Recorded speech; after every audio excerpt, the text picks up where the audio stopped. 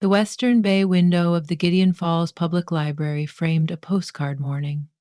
Half-opened lilac blossoms, a postman gliding past on his bicycle, and as cross Creswick Street, the gold leaf sign of Raven and Sons bookbinding flashing in the early sun.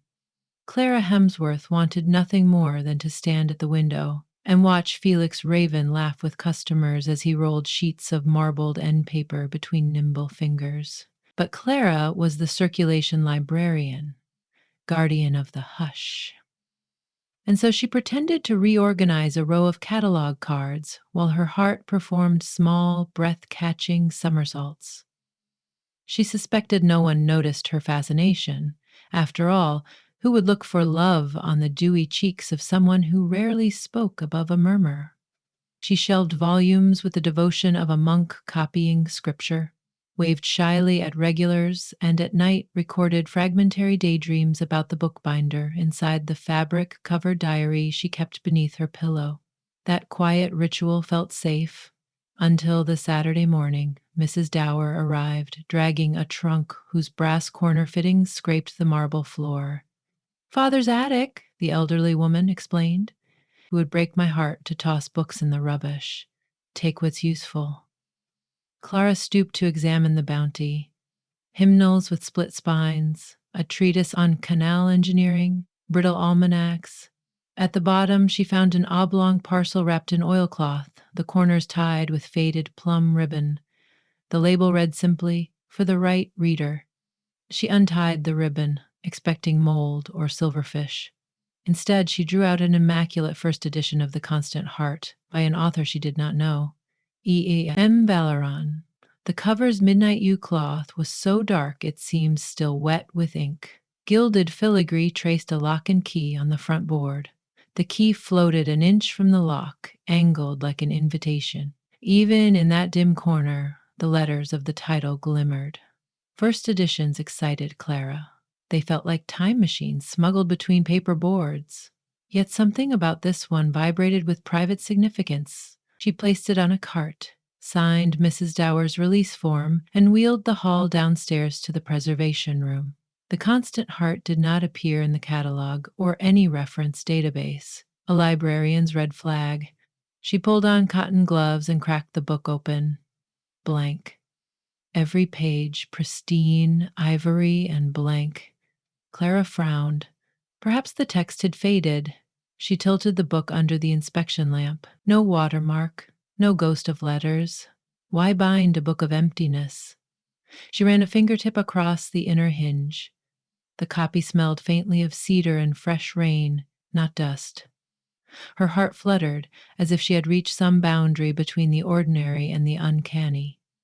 From the basement window, she could glimpse Felix in his shop. He stood at his work table furnishing a spine, dark curls falling over his brow. She wondered if he had ever seen a book like this, if he would laugh softly, calling it a marvel. The thought warmed her. When she looked back at the page, words had appeared.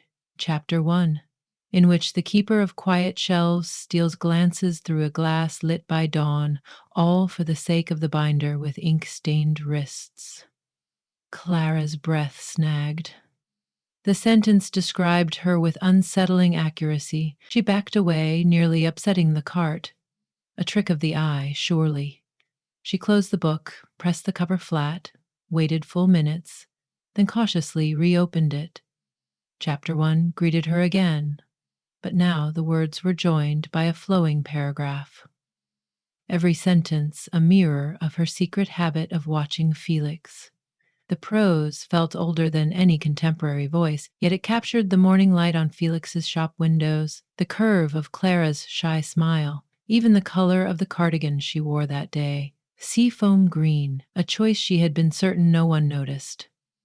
For one fragile instant, she thought of marching across the street and showing the bookbinder this impossible volume, but a fear as old as her first stutter in grade school pinned her feet.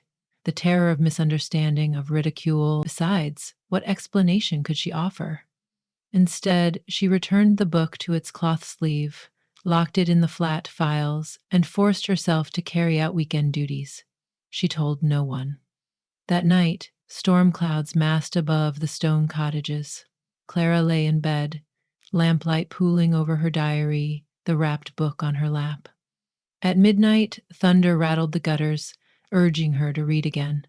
She opened the cover. Chapter 2 was waiting. It began, the storm drums like a warning, yet she cannot deny the book's summons.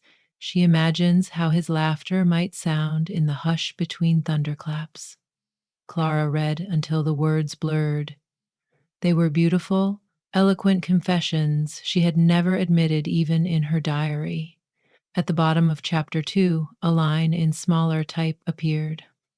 Dear reader, what is offered must be paid for. Remember me in the morning. Lightning split the night. The lamp flickered. Clara closed the book and nestled under blankets, her pulse skipping with equal parts wonder and dread. She awoke to sunlight and the aroma of coffee drifting up from Mrs. Falbright's bakery downstairs. For a moment, she luxuriated in the weekend hush. Then her stomach lurched. Something important hovered at the edge of her mind, just beyond reach like a word on the tip of the tongue. She shrugged it off and prepared for work.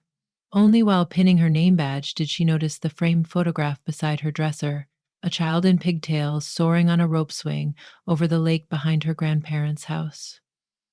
She recognized the girl as herself, yet the scene felt strangely artificial, as if described by someone else.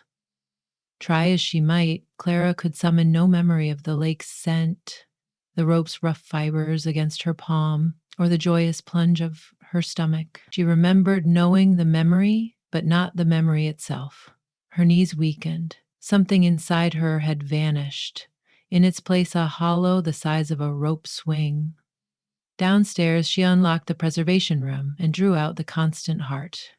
New words filled 2 fresh pages. A childhood afternoon fades like sunlit water, sacrificed upon the altar of longing.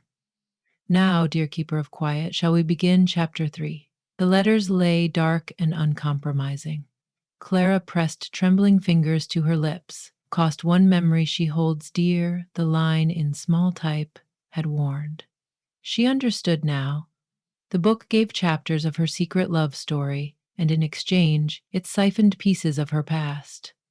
Any sensible librarian would have locked the cursed volume in a lead box and tossed it into the deepest quarry. But Clara thought of Felix, how distant he remained, how unapproachable. The idea that the book might guide her toward him glowed like a lighthouse's lamp through fog. And what was one memory of childhood compared to a future unlived? She whispered an apology to the girl on the rope swing, opened her notebook, and began transcribing chapter 3. In the hour that followed, she barely noticed the world around her. When she finished, she traced the final sentence. The binder lifts his gaze and sees her at last. A knock startled her. She shoved the book away and called, "Come in." Fellow librarian Jonas poked his head inside. "Someone left this for you." He offered a square of heavy cardstock, wax-sealed midnight blue. Clara broke the seal. Inside, neat block letters read, "Miss Hemsworth, I'm resewing a 17th century atlas tonight. If maps interest you, I'd welcome the company after closing. 8 o'clock?" Felix raven color flooded her cheeks. Chapter 3 had already come true. All day she drifted through tasks, rehearsing conversations in her mind. At precisely 8, she stepped into Raven and Sons, bells chiming overhead. The scent of leather and beeswax enveloped her. Felix looked up from the workbench. "Clara, I hoped you'd come." His voice carried the warmth of late summer evenings. He cleared a stool beside him. Spread across the bench lay an enormous atlas, pages the size of tea trays. The binding threads, discolored by centuries, dangled like roots. "Beautiful, isn't it?" he said, though in dire need of rescue. She nodded, but words tangled on her tongue. He guided her fingers to the ivory paper, explaining the stitch pattern, the history of vellum. As he spoke, Clara felt a quiet dissolving of the walls she had built around herself. She asked questions. He answered, laughter flowing easy between them. Midnight arrived unnoticed. When she left, he walked her to the library's front steps. The moon painted silver edges on his hair. "I've enjoyed this," he said. "May we do it again?" Clara barely managed yes, but inside a choir of bells rang. Back in her apartment, she flew to the constant heart. Chapter 4 awaited, a perfect recounting of the evening, culminating in she glimpses in his eyes the promise of reciprocity. This time, payment was swift. As she closed the book, a different emptiness opened. She stared at the apartment door, struggling to recall the corridor beyond, the neighbors she had greeted for years, their names scattered like dandelion seeds. When she pictured the kindly retired sailor who always tipped his hat, the face blurred beyond recognition. In the mirror, Clara's own expression frightened her, joy entangled with loss. Yet desire pressed louder. The next chapter might reveal how to transform borrowed possibility into genuine love. She balanced the scales in her mind. Neighbors' names or a chance at something extraordinary. Her hand moved toward the book. Over the next week, chapters accrued like falling petals. Felix invited her to the flea market, to afternoon tea at the greenhouse cafe, to a stroll by the river where cherry trees bloomed a month early in the warmth of their shared laughter. The book recorded each moment only hours before it unfolded, a giddy marvel. For each edition, Clara paid unseen tolls. The recipe her grandmother taught her, the melody of her father's whistle. She noticed losses only by absence, a blank space where certainty once dwelled. She wrote reminders on sticky notes, pinned them about her flat. "You like cherry jam. Your mother's eyes were green. Your middle name is Elise."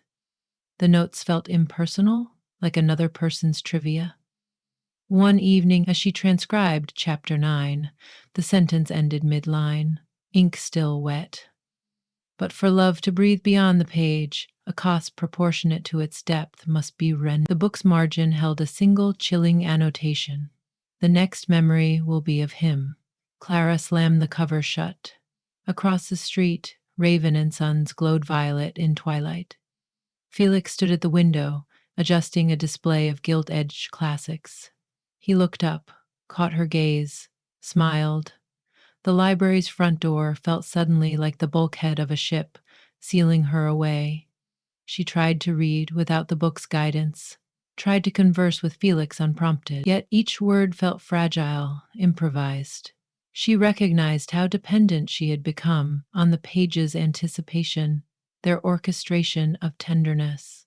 Without them, conversations drifted into small talk and shy silences. That Saturday afternoon, Felix invited her to a picnic on the common. She accepted, heart thundering. An hour before the date, she sat on her bed, resting with temptation. The constant heart lay wreathed in shadow on the nightstand like a living thing.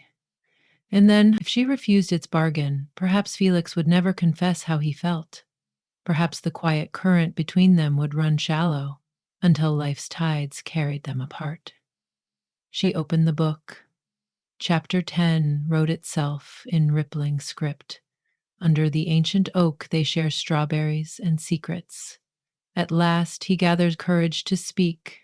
"Clara, since first I saw you in the library light, the line faded to white space, awaiting the price. A pressure built behind Clara's forehead, a gentle tugging, as though invisible fingers sifted through her memories, choosing which to extract.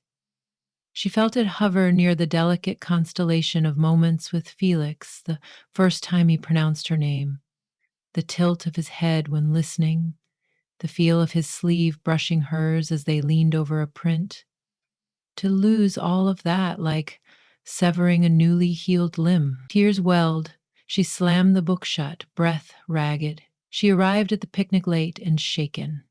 Felix spread a tartan blanket beneath an oak. Dappled sunlight freckled his cheeks. A wicker basket waited between them, but Clara could not taste a thing. Her mind churned around the unfinished sentence. "Is everything all right?" Felix asked. Clara forced a smile. "Just a restless night." He studied her with gentle concern. Part of her wanted to confess everything. A blank first edition that devoured memories, the corners of her life unraveling thread by thread. Would he believe her? Even if he did, what rescue could he offer from a spell written on paper older than reason? They spoke of safer matters. The moment never came. When she returned home, the constant heart remained defiantly closed, chapter incomplete. Days passed. Felix's invitations tumbled, but Clara declined, fearful that the relationship would stall in half-finished orbit. Worse, voices in her mind whispered, "Stop resisting. One clean cut, and he'll declare his feelings. You'll be happy. You won't need the memories. You'll live the reality." The sticky notes on her walls multiplied, yet the more she clung to them, the more unreal they felt, as though she studied someone else's biography. Wednesday night gales rattled the library shutters as Clara finished closing tasks. She paused before the locked filing cabinet. If she left the book inside, perhaps the magic would fade, but she imagined the blank chapter waiting, mocking her cowardice. She removed the volume and crossed Creswick Street through slanting rain. Raven and Sons was dark, but she knew Felix often stayed late. She knocked. Presently the door opened a crack, then wide. "Clara?" She stepped inside, coat dripping. Her hands shook as she extended the book. "I need to show you something." Behind the counter, under the brass desk lamp, she recounted the story. The blank pages that wrote themselves, the memories that vanished, the unfinished confession. She spoke without the usual stumbles. Fear forged clarity. Felix touched the embossed cover, brow furrowed. "It sounds impossible, yet the fear in your eyes." He opened to the last page. Blank. He watched as dark ink seeped across the fibers, forming the half-written line she had read. His fingers trembled. "It's writing now." "Because I'm here," Clara said, "and because it wants payment." The margin note materialized again. The next memory will be of him. Silence congealed around them. Rain hammered the roof like distant applause for calamity. Felix met her gaze. "If the price is your memory of me, that's too dear." "It promises we'll be together," she whispered. "But you wouldn't remember why you cared. That wouldn't be us. It would be a story imposed on strangers." Tears blurred her sight. She had yearned so long, hoarded secret hopes like pressed flowers. Could she relinquish him to keep him? Felix closed the book. "Let's destroy it." Clara's pulse jolted. "A first edition. A cursed one. We'll write our own chapters, without bartering your past." He fetched a heavy guillotine cutter used for trimming boards. Clara placed the constant heart on the block. The lock and key gilt glared under the lamp as if pleading. Felix pressed the blade. Nothing happened. The metal edge bit, but the spine resisted like ironwood. He tried again. Muscles corded, sparks flared. The book remained intact. The air filled with the scent of cedar and rain. Clara flipped to the front flyleaf, found instead a fresh inscription. "Storybooks resist brute force. Alter the narrative, dear reader, or be turned themselves." She stared at Felix. Understanding dawned like sunrise. The book bowed to storytelling logic, not physical force. If they could craft an ending in which the curse broke, perhaps the pages would comply. She rummaged for paper. Felix produced quills he kept for demonstration. They sat shoulder to shoulder under the lamp, ink pooling in a pewter well. "What do we write?" he asked. "The truth," she said, heart pounding. "An ending where love doesn't demand the erasure of self." Clara began. "Final chapter in which the librarian and the binder refuse the trade, teaching the constant heart that devotion thrives on remembrance, not oblivion." Sentence by sentence, they wrote a tale of defiance.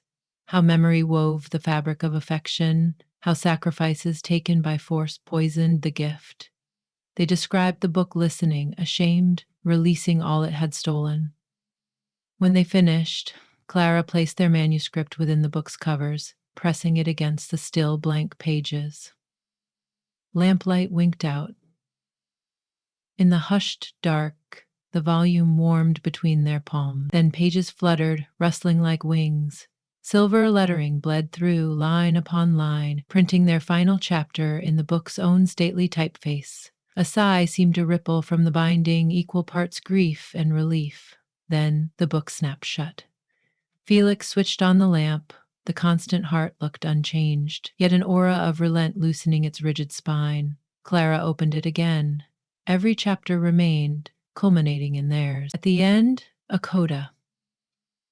To remember is to love twice. Go, bear witness. A sweet ache flooded Clara's mind. Images tumbled back. Lake water lapping boards, her grandmother's flower-dusted hands, her father whistling greensleeves, apartment neighbors greeting her. Nothing missing. Memories gleamed bright as freshly polished brass. She wept. Felix's arms enfolded her, steady and real. She clung to him, marveling at the texture of his wool vest, the scent of sandalwood in his hair, texture she knew would linger. When tears subsided, he asked softly, "Do you still feel the words, prompting us, telling us what comes next?" She listened inward. No narrative voice whispered guidance, only her own heartbeat, steady as a metronome. "I think," she said, smiling through tears, "it's our turn to write without supervision." He grinned. "Shall we start now?" They returned to the desk, blank paper waiting. Outside, rain eased to a mist. Clara hesitated, then dipped a quill. She wrote, Chapter 1. Again. The librarian and the binder sit side by side, every memory intact, believing at last that the quiet between them is wide enough for singing. Felix added, "And so they begin, no payment due, save the courage to live the pages rather than read them." They signed their names, Clara Hemsworth and Felix Raven, setting ink to permanence. When she looked up, he leaned in and kissed her, gentle yet assured, a punctuation mark promising sentences to come. The constant heart lay nearby, inert but peaceable. They decided to keep it in the library's rare book vault, not as a threat, but as testament, a reminder that love's truest magic requires no sacrifice of the self. Weeks passed, then months. Clara still cherished first editions, but she no longer worshipped them. Each time she and Felix strolled Crestwick Street hand in hand, she marveled at the robustness of her memories, how they grew richer, not poorer, the more she shared them aloud.